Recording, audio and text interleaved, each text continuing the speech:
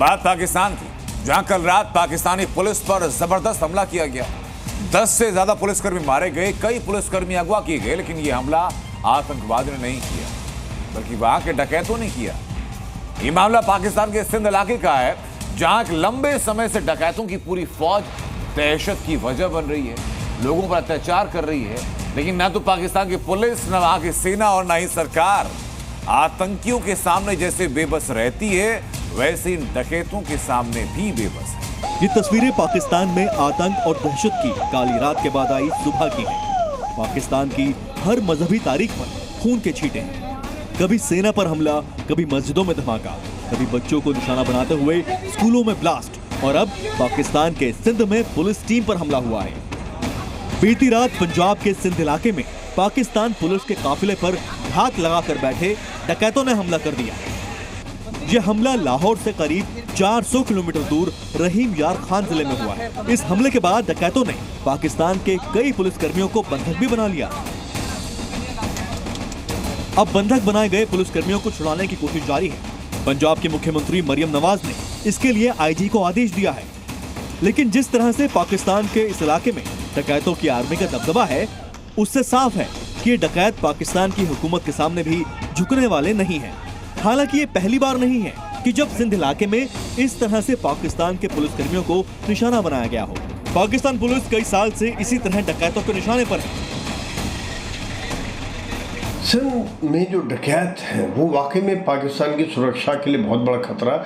वहाँ की पुलिस का मोराल डाउन हो रहा है, क्योंकि वो कंट्रोल करने में काबू नहीं कर पा रहे, और साथ ही साथ सिंध की पुलिस, बलूचिस्तान की पुलिस और पंजाब की पुलिस मिलकर ऑपरेशन चलाने का एक मुहिम शुरू करने वाले हैं। और उनका मोराल अप करने के लिए लगातार बयान आ रहे हैं डीजी पुलिस के सीनियर ऑफिसर्स के, लेकिन पुलिस का जो सिस्टम है वो काफी फेल होता हुआ नजर आ रहा। अब जरा सिंध में डकैतों की इन तस्वीरों को भी देखिए। दरअसल पाकिस्तान के सिंध में डकैतों की पूरी आर्मी है, जिनके आतंकियों और वहां के पुलिस की तरह ही बाकायदा ट्रेनिंग होती है।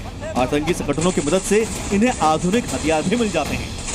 इन्हीं हथियारों की मदद से डकैतों की इस फौज ने सिंध इलाके के पूरे इकोनॉमी को भी कब्जे में ले लिया है। यहाँ आने वाले हर ट्रक से वसूली भी की जाती है। पुलिस के लिए ऑपरेशन चलाना इसलिए मुश्किल हो रहा है कि एक तो डकैत अत्याधुनिक हथियारों से लैस है, दूसरी बात वहाँ पे जैसे चंबल का इलाका है, ऐसे नदियों का रिवराइन टेरेन है, जिसमें पहाड़ी छोटी छोटी पहाड़ियों के पीछे, छोटी छोटी ऊंची ज़मीनों के पीछे, चट्टानों के पीछे छुप कर डकैत हमला कर लेते हैं। यही कारण है कि पुलिस के लिए वहाँ ऑपरेशन चलाना बड़ा मुश्किल हो रहा है। मीडिया रिपोर्ट के मुताबिक सिंध के डकैत केवल पुलिसकर्मी और सेना को ही निशाना नहीं बनाते, बल्कि उस पूरे इलाके में हिंदू आबादी पर भी इनके अत्याचार के कई वीडियोस हैं। कई दफा सैकड़ों की तादाद में ये डकैत लोगों की हत्या करते हैं और महिलाओं को बंधक बनाकर ले जाते हैं। स्थानीय हिंदुओं पर होने वाले अत्याचार पर पाकिस्तान की पुलिस कोई कार्रवाई नहीं करती। 1992 में इन डकैतों के खिलाफ जब एक बड़ा ऑपरेशन चलाया गया था, उस वक्त करीब 900 पुलिसकर्मियों का इन डकैतों के साथ गठजोड़ सामने आया था।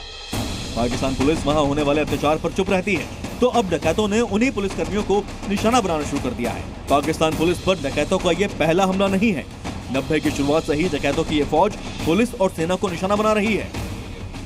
पिछले साल 2023 में भी इन डकैतों ने एक पुलिस स्टेशन पर हमला कर एसएचओ समेत 5 पुलिसकर्मियों को बंधक बना लिया था। इसके बाद पाकिस्तान में डकैतों को रोकने के लिए एंटी एयरक्राफ्ट गन खरीदे गए, तुर्की से आधुनिक हथियार मंगवाए गए। इतना ही नहीं, कंगाली में भी 270 करोड़ का भारी भरकम बजट पास किया गया।